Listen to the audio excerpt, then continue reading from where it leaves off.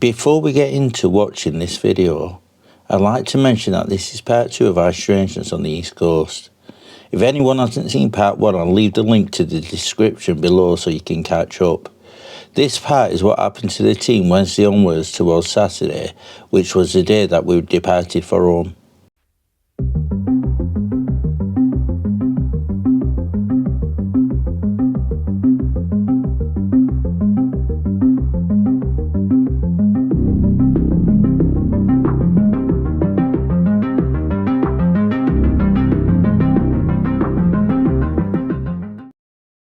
We're here in Dyke tonight. We're just having a sit down. Lee's got his parabolic and he's going to put that up. We're at the end near towards the beach because there's something happened in this area and I'm not sure how long ago. I'm going to turn it round and let Lee talk about this because I don't know anything about it. On the long Easter weekend in 1966, 3 young men decided to travel from Halifax to pitch their tent in Dyke. They left their possessions inside, ribbon-tied the tent up secure and headed to the coast in the direction of Flamborough. Days passed and one of the parents contacted the emergency services to begin a search. 5 days later, a 19-year-old body was found with no cuts or bruises. 10 days later, 2 more people were found out of the missing camp. So we've come to this area to sit down, to listen and to just soak up the atmosphere in this area before we move out later on and head along the road going up to Bempton because we had an experience there last night. But what I saw was something like the size of a back end of an horse, that big.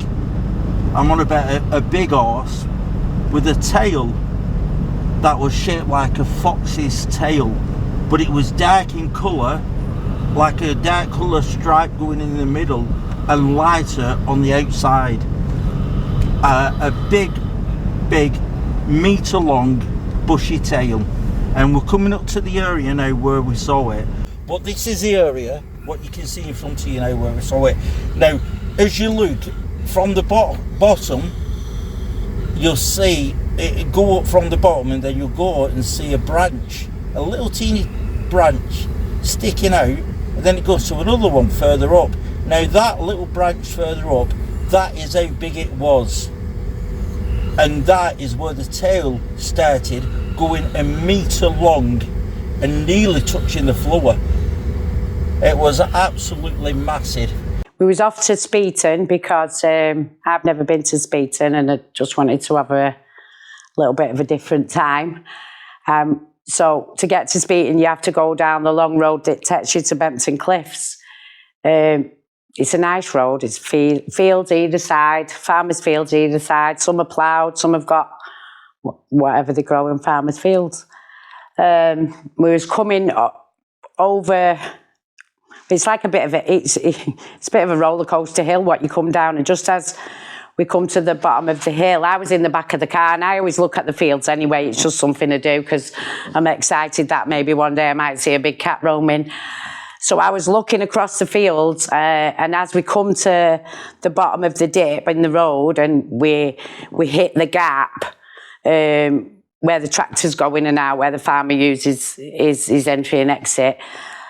And I saw a black shape on line with the bushes. But because I was looking across the fields, I didn't really take much notice of it until Mick said, did you see that kind of thing? And then I thought, I did see something, like a dark mass at the side of the hedge. I can't say what it was. I don't know what it was. It was just a dark shape. I didn't see a tail like the other guys did. And like I said, if Mick hadn't have said, did you see that then? I would have just dismissed it myself. I was sat in the back on the left-hand side behind the passenger. But Dazzy's windows are blacked out a little bit on the car. So, like I say, if Mick hadn't have said, did you see that? I wouldn't have acknowledged it as anything. But when we came back, we all drew a picture. I drew a picture as well, even though I didn't see anything. And the dark mass that I seen was in exactly the same place as where Mick and Daz had seen it. Now, they was in the front. As we drove past it and we did see it, I went a bit mad, and Mick was trying to get out the car with the car moving. Daz was having pure panic attacks. Harlan was shoving me against the window. My face was pressed against the window, telling me to get out the car, but being an adult and sensible, I didn't want to open the door where the car was moving, even though I did want to get out of the car because obviously I'd seen something. But I can't say 100% what I did see, but I did see a dark mass on line with the bushes. When we did turn the car around and get back out, there was a couple of deer in the field, if you can call it in a field, because it had been ploughed by the farmer, so it was all mud. There were deer in the field, but nothing else. We got the heat cameras out and all the boys' equipment, but there was nothing there. We crossed onto the other side of the road to see if there was any paths or anything that a wild animal could have come from the other side, but there wasn't even really a deer path, to be fair. So for me, I can't 100% say what we did see, but we definitely saw something. So we were actually going towards Speeton, but you've got, Bempton first, Speeton after. So as we were approaching the actual top of the actual curvature of the road to drop down into the dip, I kind of, in my left eye, just in the corner, like a fine, the best way to describe it is like a very light mist. And I kind of started thinking in my head, was that something, was it? And just as I started to, I wouldn't have said nothing, but I was kind of thinking if to say, what was that in my own mind?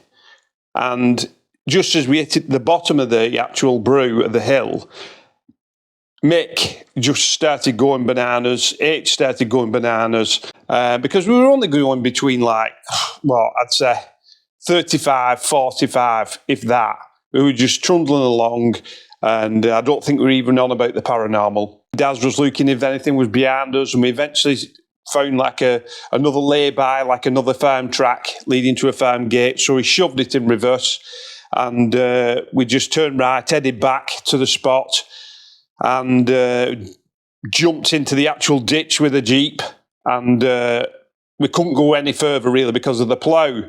It's like a gate. We've seen it when we've gone past previous that the farmer keeps moving it daily, so it's just acting as a gate. We jumped out and everybody's like frantic, and I just went for the torch because it was just over my shoulder. So I went into the field, and just over the brew, the best way to explain it is you've got a left field and a right field and a bush line in the middle. Now on the left-hand side, you could see just at the top, stop stirring back, deer with the eye shine. And I noticed Daz had got down on his knees and he was there with a thermal, and he said, yeah, they're definitely deer. So I started panning round and I went straight over to actually where they kind of see it on the right-hand side of the field, but there was just nothing. It was so strange. But the thing was about it was very strange because there was no feeling in the atmosphere. There was no change. There was no static. There was nothing. That's all I can say I saw. So on the night it happened, we were on the way to Speeton, which was where we previously had found the big cat tracks. We were driving down an old country lane, and as we were going down a hill, I saw a creature, I guess you could say it almost apparated in front of the car, and I saw the back legs of this creature and then a massive tail. Now Dad's described it like a horse with a wolf's tail, which I'd have to agree with. And then it jumped halfway across the road from where I saw it, and I didn't see it past then, and that's where it continues to make and what Dad saw, which is when it kind of hid behind the bush, or they saw it, half of it behind the shrubbery. Dad ended up pulling up just further from the road, and we turned back to where we saw it and pulled up and we all got out. And the first thing we were all looking around, we saw 2 deer. Everyone was scattered around the lower part of the field where the plough was, which I suppose was put there by the farmer as somewhat of a gate.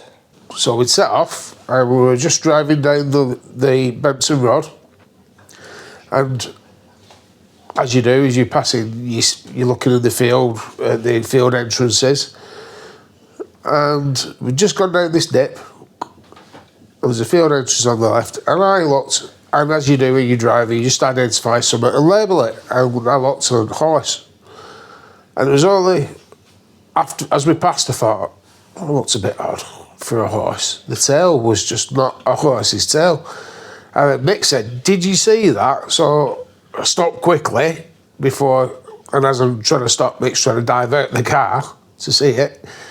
We turned around quickly, and I pulled into the gap there, and we jumped out of the car, and we were looking at the psionics out the thermal imager. All I could see was 2 deer hopping up the field that were very close to us, could see the tails. As I pulled into that entranceway where the plough is, I could see the deer hopping off, so I got the thermal imager out and I'm looking, and all I could see was the 2 deer hopping off in the distance and then stop, but there was nothing else. But where we had seen it, the height of it must have been, what? Hard to say, 5 foot at least, where the tail began. The tail was probably 1 metre long, and it was bushy like a fox's tail, but it was grey. And as I caught sight of this thing in the headlights, it looked like dark grey, but lit by the car headlights, which are very bright. But there was no sign of it, it was gone. We checked on the ground for prints, but it was quite hard packed at that point, so there were no prints available. But it wasn't a horse, because it wasn't a horse's tail. So what could that have been? Where could it have gone? That's the more important one, because we did check up the other side of that little hedge that ran up between the 2 fields. There was no sign of anything. So where we saw this thing, we've actually come to the field, which has been ploughed, as you can see behind me. And we know that this isn't a field where they keep horses. So as we're walking along, what I'm doing is I'm seeing whether there's any footprints, what this thing could have left behind. Because of the size of it, there must have been some weight behind it. I mean, it could have run off in any direction.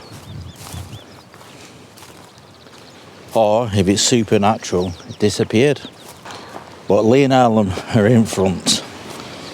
They're near the gate itself now. Or near the entrance where we saw it. In fact, I don't know whether the soil is a little bit harder and it wouldn't leave any marks. Or whether it's, it could have gone in the soil that's already been ploughed. And we're not going to see anything there. I don't think we're going to get any evidence like that. And if we do, I'll be very, very surprised. So I'm going down the road, so the car would be the way the car would be going. I looked in that direction, and if you can see Arlem, that is where I saw the tail. And if you look where that branch is in front of Arlem, that is where the tail started to the floor. So it didn't touch the floor, it was just off the floor a bit. So you can imagine it was about that branch looks as though it's 1.5 meters from the floor.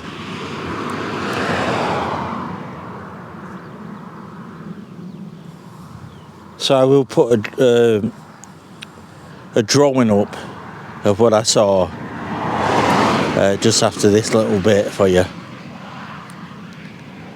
So again, yeah, we come here and we're just more or less taking measurements of everything and looking at the lay of how this was when we saw it.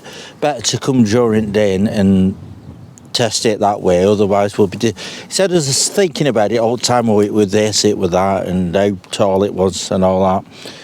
What we're doing is really coming and looking at it during the day.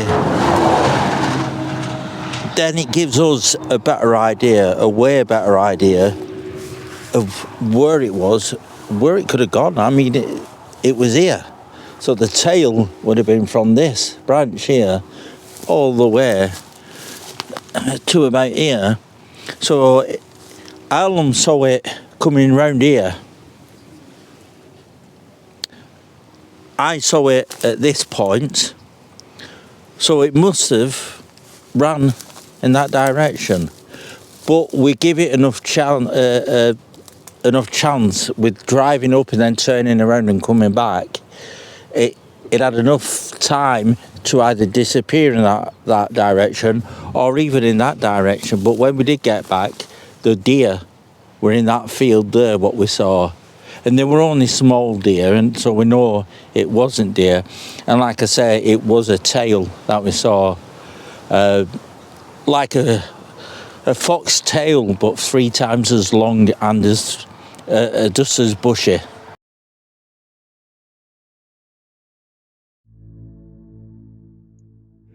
After all the excitement while we've been over on the east coast of Yorkshire, our next stop was to explore the area of Dolby Forest and to meet up with our good friend Ben Walgate from the 401 Files for a catch-up and a tour of one area Ben goes to when researching and filming for his channel.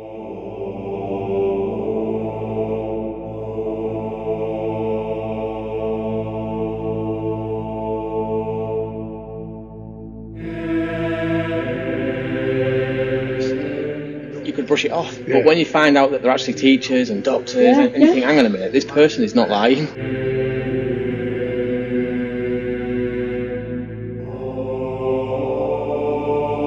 Because I get so many people as well, especially in this area that I speak to.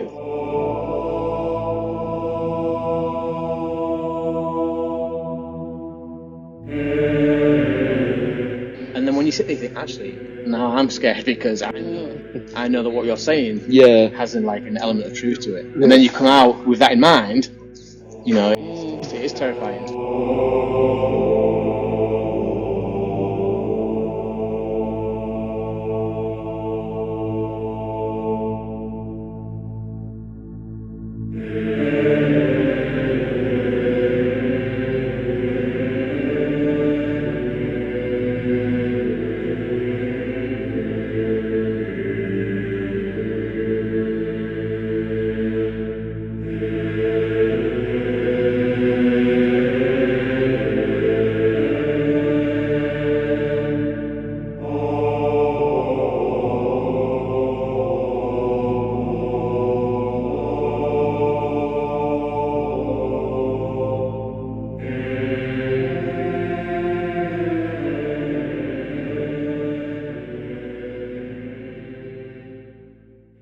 Like I was saying to you, Mick, about a quarter of a mile away from here is a really famous trail built by one of the off-piste mountain bike riders that come here.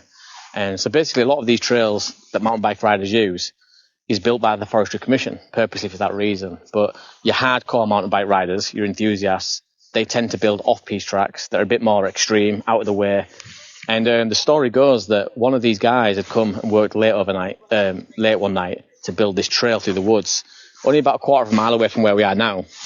And he was there working on the jumps, looked around and realised that actually it's got really dark pretty quick. Maybe I should start getting out of here. And as he grabbed his bag, picked his bike up, he noticed some noise off to his right-hand side, I think it was, running along through the trees. And he saw this creature that he described it as being like a wolf, a bipedal type creature that was running through the trees. Obviously in panic mode, he grabbed his bike, decided to get out of there, bolted through the forest at quite high speed. And this thing kept up with him the whole way through, and that's become really famous now and known as the Bummerwolf Trail because of this story. But other people that come through this forest, you know, other mountain bike riders as well, have told very similar stories, working late, building the jumps, and they've seen something on two legs that resembles a wolf or maybe a dog running through the trees. And yeah, this part of the forest is notorious for stories like that.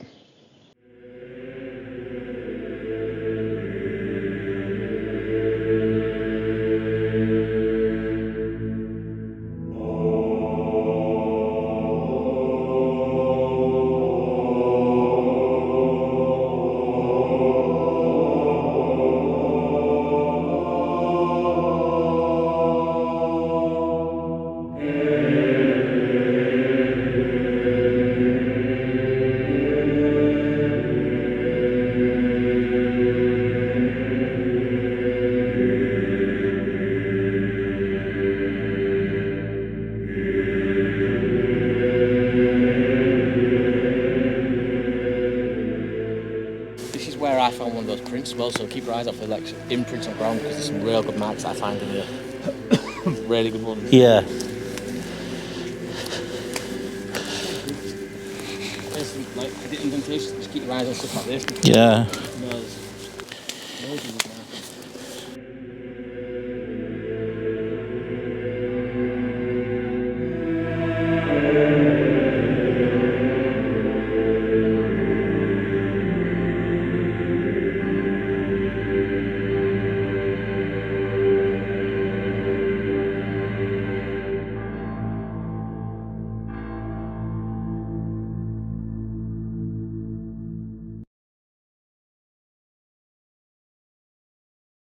So this is our last night here, Friday night, and we're back up at Bempton,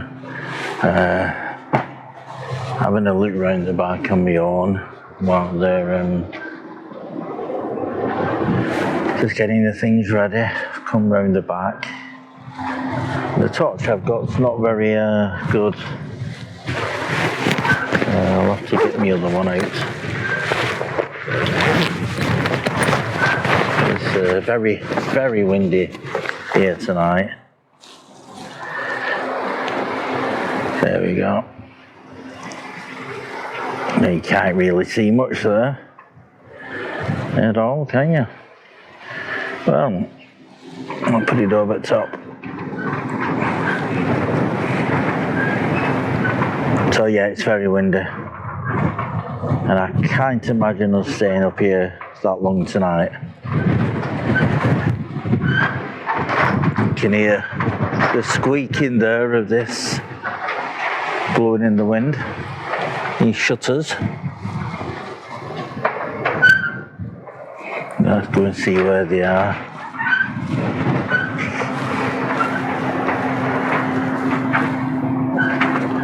What's that?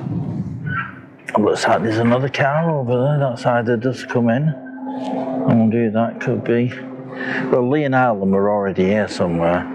I think they've gone down to the cliff top. And yeah, they're over there. I think they're ready now to walk down. We've got a light around here, so this is a bit easier. Yeah, come and say hello to the puffin here.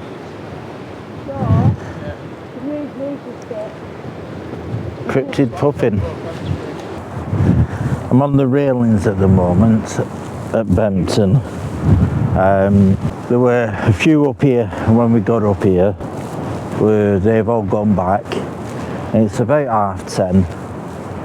I'm waiting on the railings here. I'm going to sit down on the bench in a sec, because Lee and Alan and Alex, who we've met up here a couple of times, and he's gone up with them, and then we're going to be heading over to Dyke. Especially with this being the last night, we try to really pack it in, you know, pack it all into one night.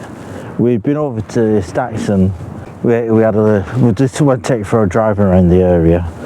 We were going to go to a wooded area over there, which we couldn't really get to, so we decided to head back over here. So yeah, I'm going to wait here. I'm going to turn the lights off and just sit in the dark while I'm waiting for them to come back, because yeah, Lee and them three have gone up to the bunker up at the top of the field. They're having a look around the area, just being nosy, and then they're heading back down here. So, well, I've got to wait here on my own, because everyone else who I came up with gone back to the cottage, which is quite a peaceful night actually tonight. It's windy. It's we're windier than what it is now, but it's quite windy up here tonight, and very cool. I've got all the thermals on, but I can still feel it a little bit blowing through my clothes. I'm here without gloves on. I should put them on really, because my hands are quite cold.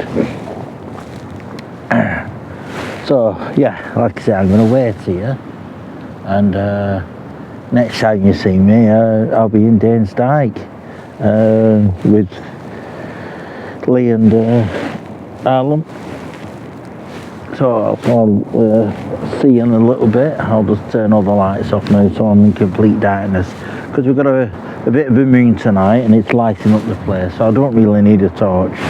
So the torch on the camera is a bit bright at the moment, so everything else around me is quite dark, you know, when I look round, because I've got the light shining into my eyes. So it is better if I turn that off. So I'll see you over at Dyke. So I'm just at home now. As you can see, I didn't go to Dyke. We're going straight to me being at home, because I wanted to explain the last bit. We were going to go to Dyke. We was going to go to an area that I was advised to go to.